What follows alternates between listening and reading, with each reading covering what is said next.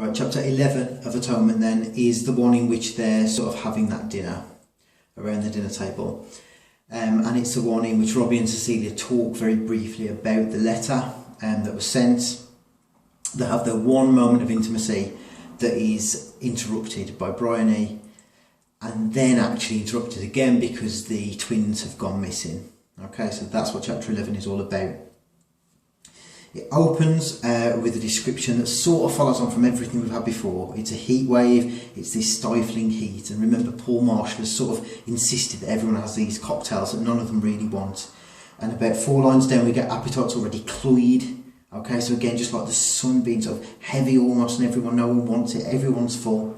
And then a couple of lines after that, it's the airless dining room, everyone's nauseated.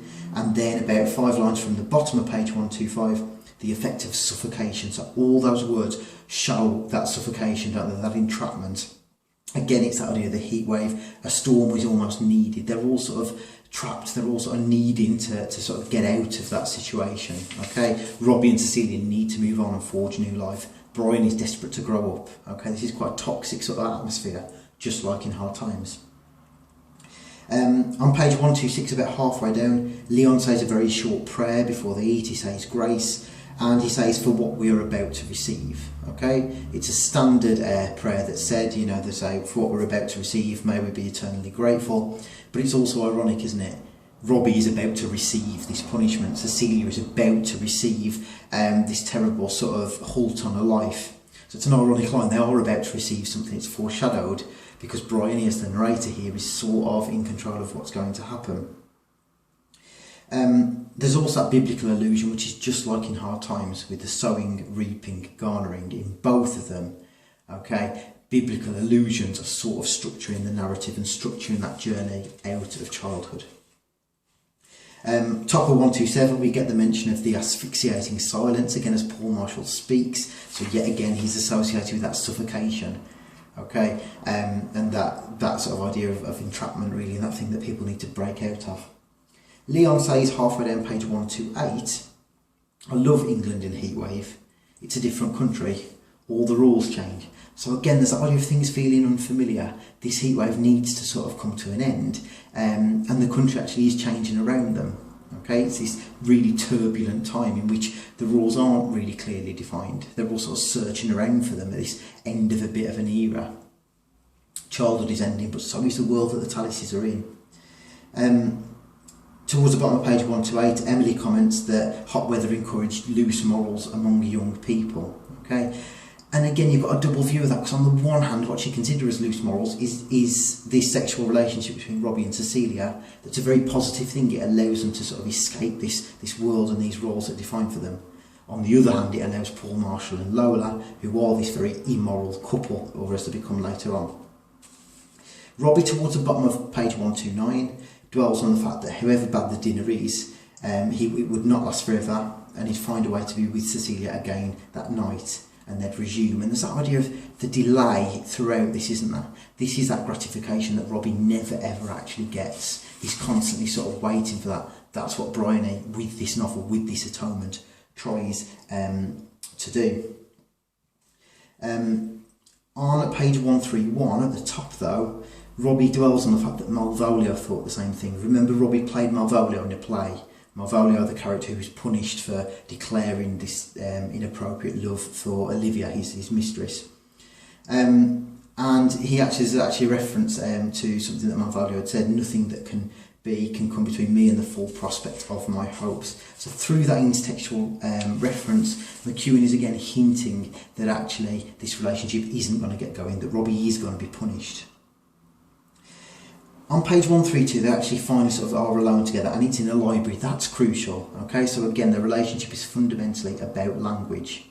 Okay, Bryony gets them back together through language, through writing this story. Robbie declared his love through the letter. Okay, Bryony wrote this story about the fountain, which was sort of the first interaction really that we focus on in the book. So this is a relationship that is fundamentally about language, and that's the focus of this. Getting out of childhood is linked to language, just like Bryony reading the note, just like Bryony writing the story. At the top of page 133, Cecilia, it's actually commented, is as though about to disappear between the books. Again, ironic, she literally does disappear, doesn't she? She dies and is brought back in this book. So Cecilia and Robbie totally throughout linked to language, because that's how they live on. That's how Bryony gives them that life. That's how she gives them this innocence. That's how she allows it to resume. And then we get at the bottom of page 134, there's a comment that their friendship had become vague and even constrained in recent years, but it was still an old habit and it was hard to break. There's the idea that, again, that stepping out of childhood innocence actually isn't a totally bad thing. They need to step out of that to get this relationship going. In this novel, it's a bit different to Hard Times. The development from childhood innocence isn't always bad.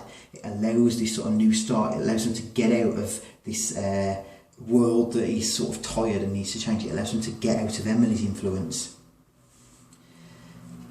And then as it sort of goes on, there's a comment about a third of the way down page 137. The son of Grace and Ernest Turner, the daughter of Emily and Jack Tallis. McEwan emphasises this class difference, doesn't he? Okay, it's a new time, the world is changing, and that's one reason why it's good.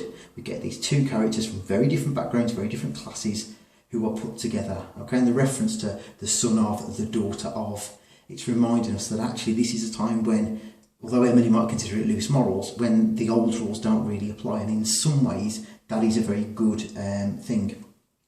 Robbie says Cecilia's name towards the bottom of page 137. It says the syllables remain the same, the meaning was different. Again, it's all about language. It's through saying her name that they actually express that love. It's a relationship that is shown through language. They're interrupted by Bryony, and halfway down page 139, we get the really simple short sentence, "It was over." Okay, McEwan, with the shortness of that sentence, emphasising the way that this relationship just stops, and really it does just stop there.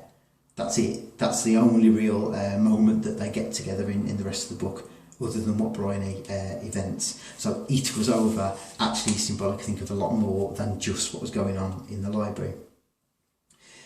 Top of page 141, there's a comment that Bryony inhabited an ill-defined transitional space between the nursery and adult worlds. Remember, in the fountain scene, she watched it from the nursery, but sees the fountain. She literally is trapped between these worlds. That's where the problem is. As an adult, she actually just wants to go back to childhood. The problem is in that gap, in that, that jump from childhood to growing up, because the rules don't apply, because this is a world that is changing. After the twins go missing, there's a nice little bit to comment on about Emily Tallis. About 2/3 of the way down page 143, she says, "Someone ought to wait here, and that might as well be me." It's great to show a passive role, the fact that she's not doing anything, the fact that she's not helping, she is just literally sitting there waiting for things to go on around her. So the fact that the world is changing, the fact that it's in flux, isn't necessarily a bad thing. Some loss of innocence is needed to allow this sort of journey from Emily Tallis's passive, stagnant, asphyxiating world as it's described in this chapter. That's chapter 11 of Atonement.